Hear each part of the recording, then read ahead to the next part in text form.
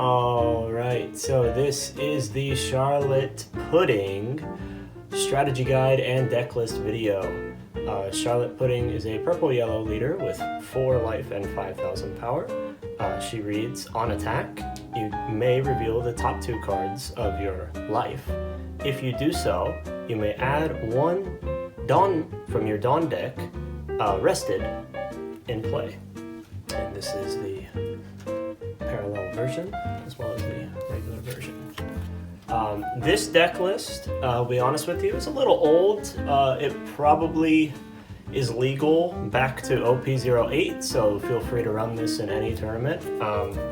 However, I will be honest with you, Pudding is not that high up in the meta, especially in the Japanese meta right now. As recently as OP09, I brought a deck list similar to this to a tournament and got second place, so that was probably the highest she could reach, and that was in OP09, so a lot of us are still in OP09, so they should do okay in that meta, but she is getting weaker up until, I believe, EB2, when there'll be some new event cards, which I recommend placing into the deck. So for the overall strategy, what I recommend with playing Charlotte Pudding is front running. And what I mean by that is you always want to be ahead of your opponent in 2 of 3 categories. Dawn, life, and characters. 1 of those, or 2 of those 3 categories you should always be leading in order to efficiently play Pudding. If you are not, you're probably going to lose the game. Now, the most important card to the strategy, it is probably the reason you are playing a Big Mom Pirate, is for the 10 cost Big Mom. You will run 4 of this card, and it is the headliner in the deck. The 10 cost Big Mom reads, on play, you trash the top card of your opponent's life, and you add the top card of your deck to your life, the top part of your life. So, a very strong on-play ability, which many people used to consider to be the best 10 cost boss character. But I would say recently, it does really good at front running, so it fits the Pudding strategy. However, it doesn't necessarily get you out of a hole, so if you are too deep, this might not save you fast enough. Which is why, like I said, you want to play front running, you want to stay ahead, so you will run 4 copies of that for the best chance of staying ahead of your opponent. The next card, which is vital to your strategy, is the OP08 6 cost 7,000 power Charlotte Katakuri. This one reads, on play, you may flip the top card of your life face down. If you do so, you can add a deck from your Dawn deck as active to the battlefield. This will accelerate you much faster than you believe, and I will go over what I believe a great churn order would look like to get ahead with it, but this card is pretty vital to the strategy in order to do well. It is also a 7,000 power 6 cost attacker, which is a good body to get in a few hits, especially in OP09 meta. So of course 4 of that. Another great card to add in the deck is the OP08 9 cost Charlotte Lin. This is another on play, so you can start to see why this deck gets a little bit weaker as we go into the Blackbeard territory. This is on play, Dawn -1, discard 1 card from your hand, and then you may add the top card of your deck to your life on top. After that, you may place an opponent's cost 6 or less character on the top or bottom of their life. And what I will say about this card is it is pretty strong. Essentially, it removes a threat from your opponent, and it does heal you 1 life. However, cost 6 recently is not as good as you might believe it to be, so I would be weary that this card is strong, but it's not game-breaking like it used to be. Definitely in OP08, it was much stronger than it is now. So I'll place that in a key strategy pile. The next card in the key strategy is from EB01. This is the Viola blocker. It is a 2 cost 0,000 power Dressrosa character. It has blocker and it has on play. You may choose one of the following. You can look at your opponent's life and place them back in any order. This is similar to what Katakuri's leader ability does, and it's pretty good because sometimes you can use that part to get rid of key abilities with your trash effects or key triggers with trash effects from your big moms, or you can just use it to know what your opponent's going to get when they're going to get it. And the other choice you have is to flip your life cards face down. This allows you to once again use your attacking ability with your leader. So a lot of these cards play into the overall strategy like that. It is also just a 0,000 power blocker, which can sometimes save you when you need it. Of course, when you're looking for all these cards vital to the strategy, nothing is better than a searcher. The 1-cost Charlotte Pudding Searcher from OP03. Look at the on play. Look at the top 4 cards of your library. Deck, sorry. So used to so many different games. You may reveal a Charlotte Pudding, or you may not reveal a Charlotte Pudding. That is one character you cannot choose. But you may reveal any Big Mom Pirate or a Sanji character, and you may add that card to your hand, and then you shuffle the rest of the cards in the bottom of your library. We do run a lot of Big Moms, so we want the Big Moms. That's what you're going to probably look for the best.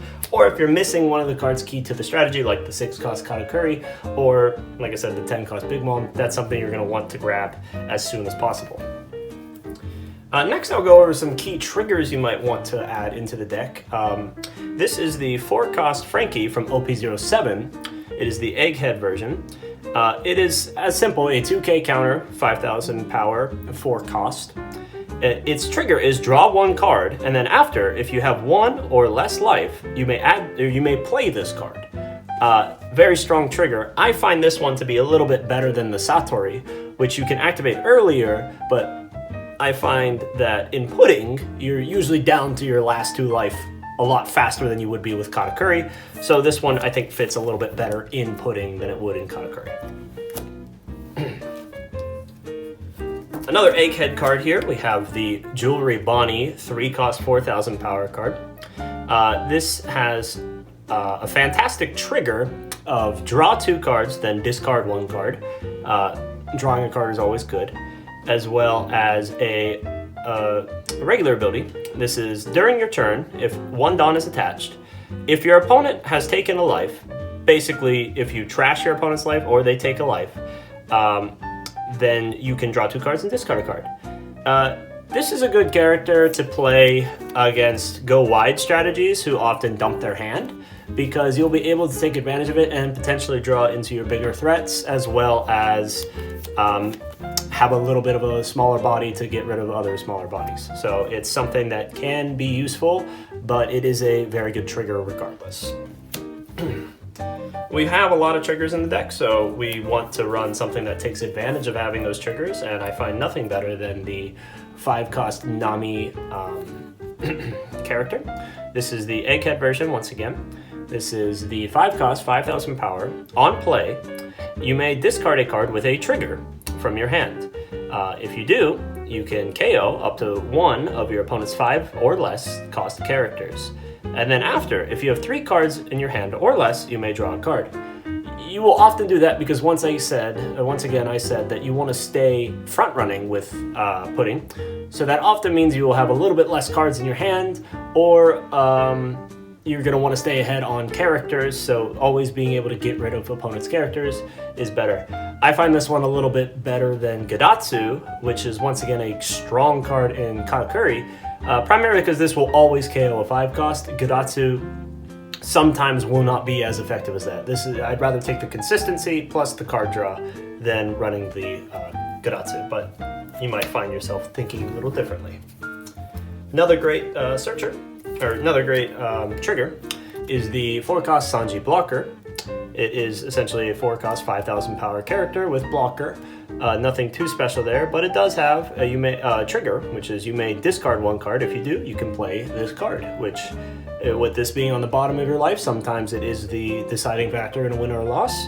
And sometimes just getting an early character out, like I said with the Satori earlier, is very good. This is also searchable through the Charlotte Pudding, so that's why I find this one to be a little bit more effective than the Satori. And of course, 4 of them in the deck.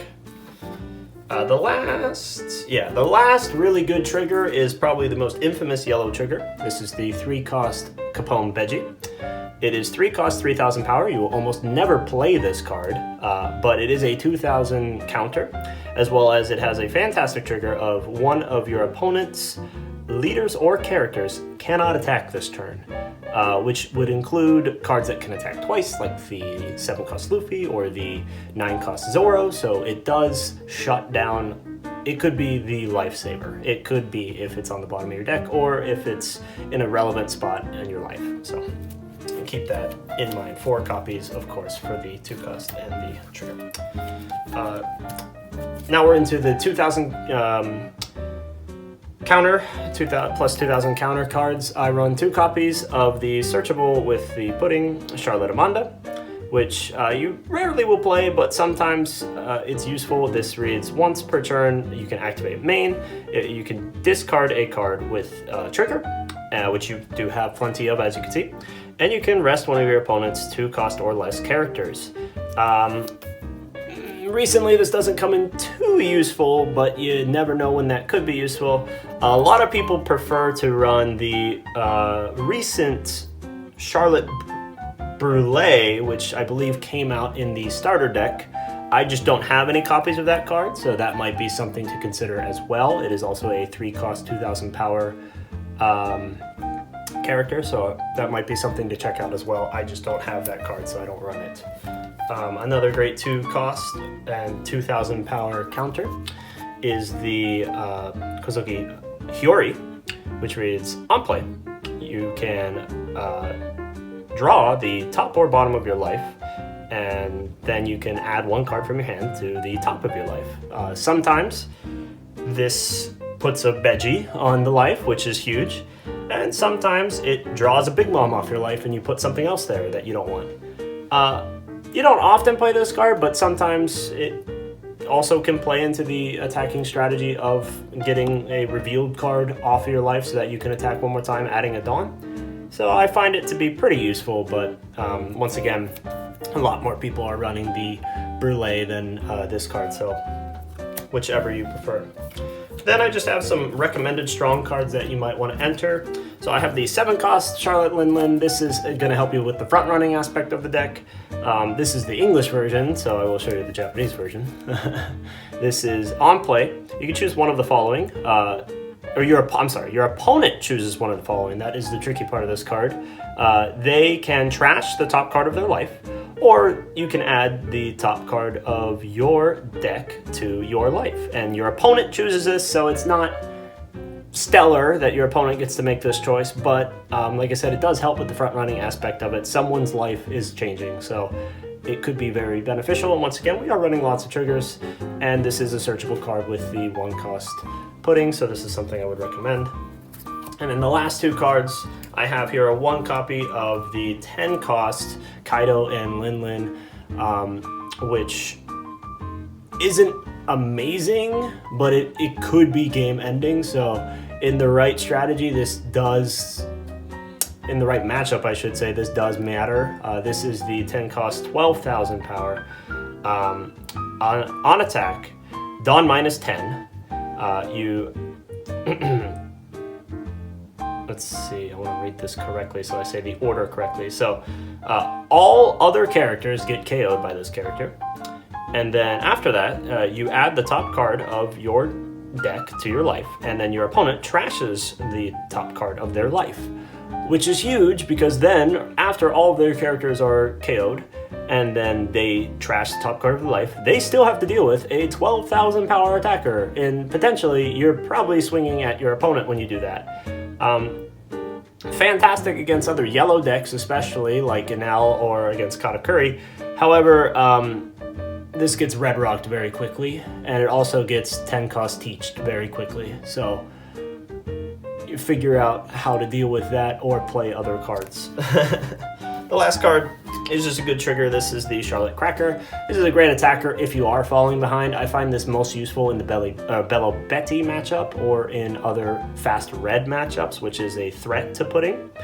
This is a 4-cost, 5,000 power with a Dawn attached ability. If you attach 1 Dawn to this character, you can, and your life is less than your opponent, this character gets double attack and plus 1,000. Double attack used to be very threatening, what I can remember from the early gameplay of this game. However, recently you don't see too many double attack characters getting played, especially getting played well. However, sometimes, like I said, getting ahead versus like a Bello Betty strategy or against a Nami strategy could be very useful. That's blue Nami, that is, so keep that in mind. It also has a trigger, which is the same as the Sanji trigger, which is you could discard a card and play this card. So overall, this is going to be the deck. Run something similar to this. I recommend. Most of these cards are great additions. These are the most important cards to the strategy. These are great triggers to add. Some are pretty vital, I would recommend. And then these are just some cards I might recommend to add as well. Your best matchups are going to be against other yellow matchups, especially against what I consider Enel and black-yellow Luffy's OP09 meta to be. Like, those strategies usually pudding can beat. Your strongest opponents, these are the ones that you're going to want to watch out for at tournaments, are going to be, of course, Blackbeards. Teach essentially shuts off this deck, as well as fast red decks. Zoro, if you see any red Zoros, Shanks, and Bello Betty are often very hard matchups for me when it comes to this strategy. Maybe I'm playing pudding wrong, but that's what I found to be the most difficult matchups. As far as Don Quixote goes, the blue donkey, it's pretty much a 50-50 draw. It really depends on if you're going to get your 10 costs or not, but it is, once again, not the best matchup. This is why pudding is not that high in the meta right now, especially in Japan and especially in recent tournaments. But she's a fun strategy, and like I said, she is a front-running deck, so if you win, you're going to win quickly. If you lose, you're going to struggle. So just be ready for that when you go to tournaments. However, if there's something you would change, let us know, and we'd love to see those changes. So yeah, thank you for watching.